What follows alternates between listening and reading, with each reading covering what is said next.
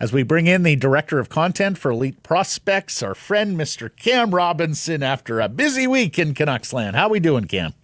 I'm doing well. You look so lonely over there, man. I'm glad I could jump in and keep you company for a few minutes here. Right. So as mentioned, Blake's away this week. We got Farhan at Super Bowl, so he's fitting us in. We wanted to make sure we got Farhan in from Super Bowl. So I'll be doing the interview solo here. Thanks for putting up with me and only me. First things first, Cam, our first opportunity to talk to you since the events of Friday. What did you make of the two trades they made?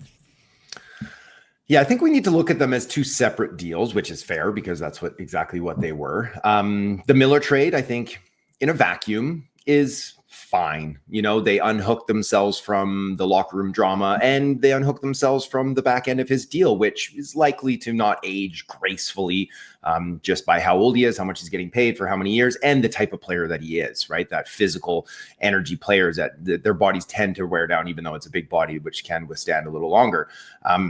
You know, they get the cost-controlled young center asset in Hedl that can slide into that second line role for them in the short term. I do have a lot of concerns about his concussion history. You know, I tweeted that out there. I had one source basically say, like, I wouldn't touch him with a 10-foot pole, or, you know, the next hit might be his last in the NHL. That's concerning. But, I mean, it's only a 2-year contract. You know, they save, you know, it's only four and change. So they save some money there.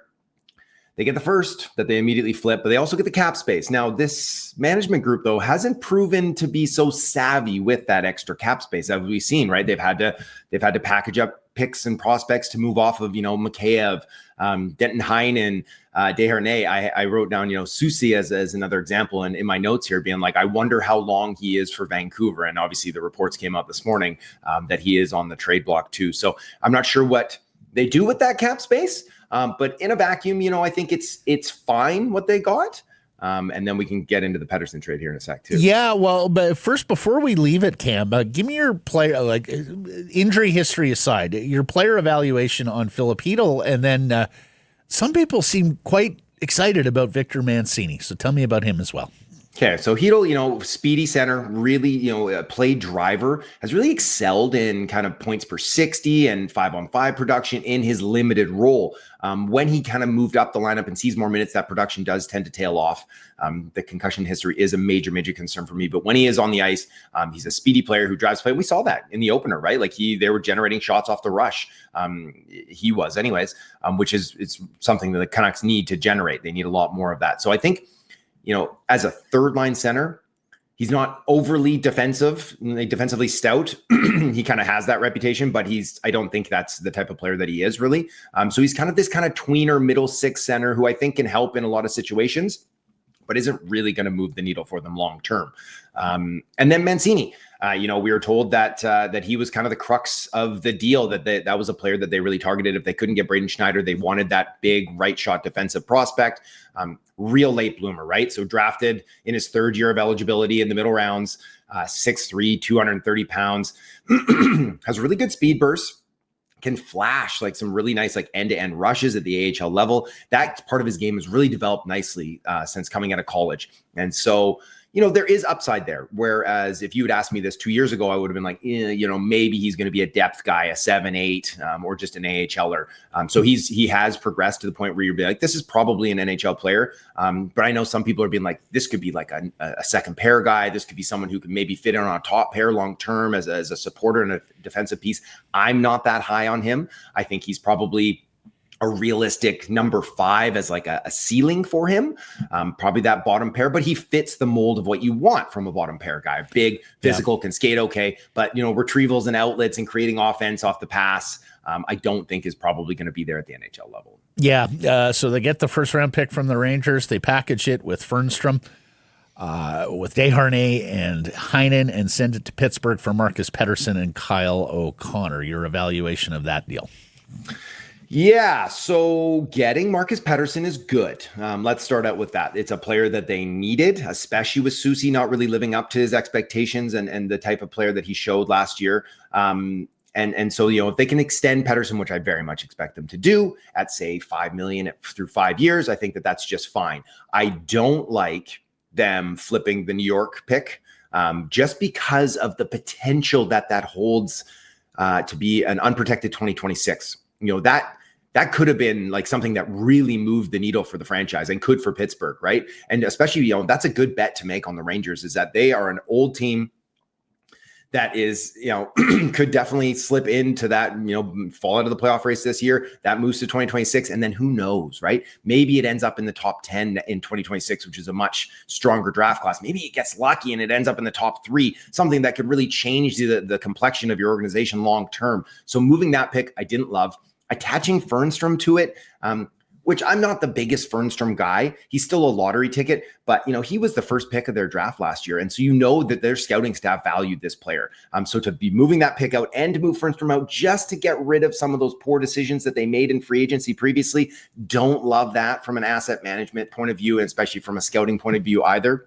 So getting the player, good. What they paid for him and how they had to do it right away, don't love that either. I think you could have probably shopped that pick at the draft and it would have had more value too, when teams are really pick focused and moving on to the next year too. So I didn't love that one, but I do think that they needed the player long term.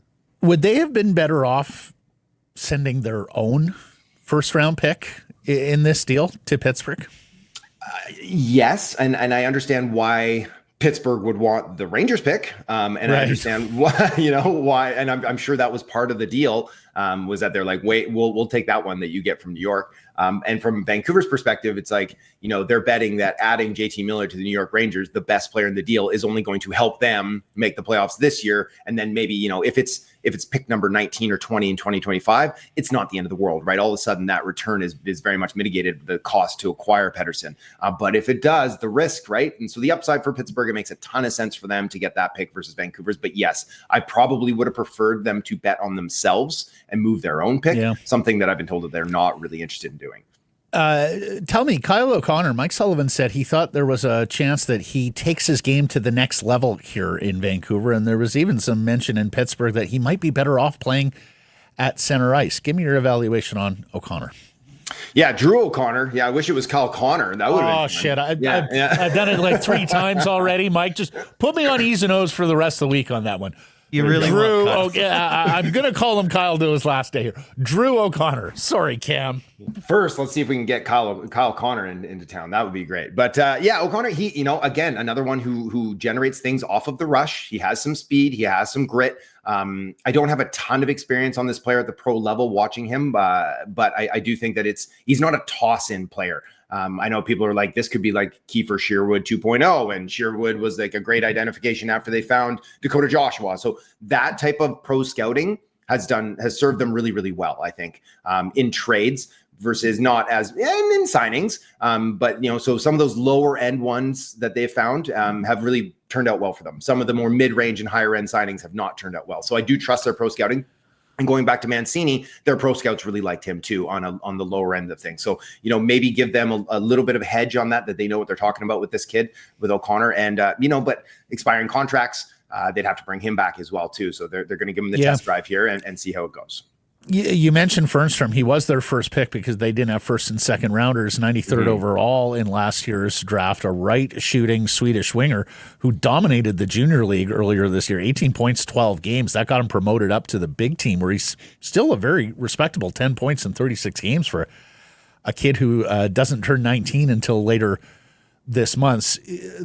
You said you're not as high on him as others. What do you think? Is this an NHL player? Is this guy got a shot at being an NHL player?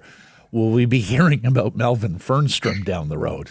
We're going to hear about him at the World Juniors next year anyways. He'll be playing for Sweden for them. And so, he's highly, highly skilled, really great offensive mind. He's a playmaker. He can finish a little bit too. I questioned his foot speed and his inability to get into the middle of the ice. I remember I got a text from I won't say who, but calling me a tournament scout just because I'd primarily seen him at some tournaments live versus, I'm not bombing over to Sweden to catch club teams play. But those were my results from watching him several times live and on tape, is that he's a little soft to get under the inside and lacking that foot speed. He has played well this year though, and he knows how to produce. And so that kind of profile has a chance to become an NHL player. And if it breaks right, it has a chance to become like a top 9 player too. So he is a lottery ticket. That's exactly what he is, but maybe not like a scratch and win, not maybe those $1 ones, but one of those fancy $20 ones. You mentioned Carson Soucy and that the defensive remodeling continues for the Vancouver Canucks. He is now on the block. First of all, he's got a full no trade clause for this season. That changes in the summer. But $3.25 million this year and under contract for next year. Do you think there's a market for Susi, particularly given the way he played in last year's Stanley Cup playoffs? I do. He's always been best served as a third pairing guy, playing 15, 16, maybe 17 minutes a night. In that reduced role, he's a big body. He can clear the front of the net. He can move the puck okay. The skating's whatever. I do think there will be a market for him as a cost control guy for another year at not a huge tag for a team that's like, hey, we are an actual contender that want to upgrade our bottom pair. But at the same time, what happened to like quieting things down right now, like leaking out that you're putting a guy who has a full no trade, that he's on the block, just to apply that pressure to get him to waive. I'm sure he's probably looking at the situation too. Marcus Pettersson just came in. Elias Pettersson is coming up and pushing him from the bottom too. So it's like, where's my minutes going to go? He got the healthy scratch. So he's probably not itching to stick around anyways. But I do think that there's going to be a market from some teams that are lacking some depth on that left side, and they want to add that big body. We saw him play well in the playoffs, like you said, feeding McDavid his lunch with his cross check in the mouth and stuff like that. So there is some jam to his game, which teams love in the playoffs. So there's probably a market for him, but the return is going to be highly muted just based on his style of play and the situation that the Canucks have put themselves in. Gosh, Cam, you say he's best slotted as a third pair. Well, that's what he'd be right now with Hughes and Marcus Pettersson. And look, Blake and I were joking about it yesterday. We're all drunk on Elias Pettersson, DPD. It was one game, so you tell me, for the final 30 games and in the Stanley Cup playoffs, are you better off with Susi or DPD, Elias Pettersson, playing in that spot, or do you just keep both and secure depth on the left side? Yeah, so if you don't have any real aspirations to go into the playoffs and go deep in the playoffs, then give it to the young kid. I might have been like the highest on Elias Pettersson going back years now. I've said it from day one, is that I think that this kid has second pair upside. I love his physicality. I love his demeanor. I think the skating has improved. All those things, I'm really, really big fan of him. But I also said probably 3-4 weeks ago on this show, he's not an answer for a contending team this season. You don't trust your left side on the third pair to a 20-year-old first-year North American pro, despite how well he showed, in the little cup of coffee he's had so far. No, I might be proven wrong, and he might be ready to play 16, 17 minutes a night and impact the game in a really positive way. But I think it would have made the most sense to hold them both and then shop Susi in the summer. But if there is a market for him, go ahead, because I don't actually think this team is built to win in the playoffs, which then brings up the question is, why trade those assets to get Marcus Pettersson now when you could wait into the summer and try to sign him as a free agent? Obviously, he knows Jim Rutherford. He has familiarity with the executive staff. You could make your pitch for him then. Maybe it costs you a couple more bucks in free agency, but you maintain those assets that you have too. So it's kind of like, what side of the fence are you on? Pick a lane, and you got to start running with it. Yeah, and we'll see what lane they pick here over the next 5 weeks before NHL trade deadline. Hey, let me just throw this at you. So Josh Norris is apparently Quinn Hughes' best friend, or one of his closest friends, the Ottawa Senators centerman. Now he's on a big ticket, nearly $8 million for 5 more years. He has had a couple of significant shoulder injuries there. And of course, Ottawa is winning right now. They're finally looking to take a step forward and be in the playoffs.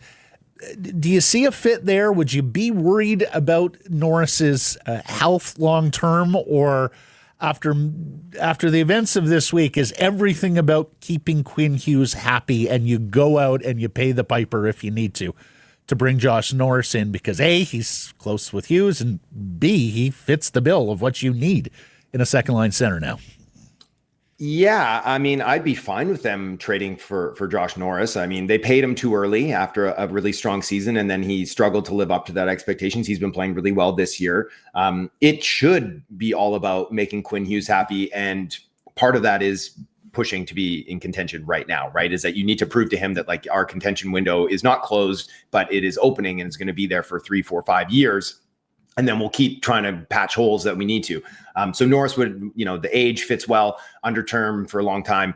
But what are you trading to get him, right? Like Ottawa's going to be like, well, give us Pettersson. Well, then that defeats the whole purpose, right? Is that to move him out is, I don't think Norris is a one center. So he's your perfect 2C, but what are you trading to get him? So I don't think they really have the assets that are going to get Ottawa to jump at that, because they're not looking to sell right now anyways. If they're concerned about his injury history and they want to move off of that contract, then that's a red flag for Vancouver too. So I'd be hesitant to be really kicking the tires too hard on that. Last question here, buddy. It's our Surrey Mitsubishi poll. JT Miller, does he belong in the Canucks Ring of Honor?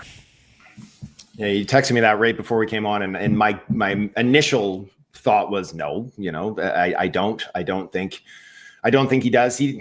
Bure got in there, as his number retired, despite asking for the trade and all the drama that went in there. Roberto Luongo should have his number retired, but he's in the Ring of Honor and he asked for a trade, I just don't feel like he had the presence in the community and engaged with the fans to the level that you look for. Like statistically, being a point per game player over his tenure here is noteworthy, but it was, 4.5 seasons. So it's not a 10-year career that he put up those kind of monster points. And just the way that it all ended, maybe in 10 years, if all these fences are mended and whatever, he comes back and it becomes something that maybe that could be an option, but I don't really see it right now. I don't think it's a fit. Thank you, buddy. You make us smarter each and every Tuesday. Appreciate this, Cam, and we'll catch up next week. Cheers. Thanks, Matt.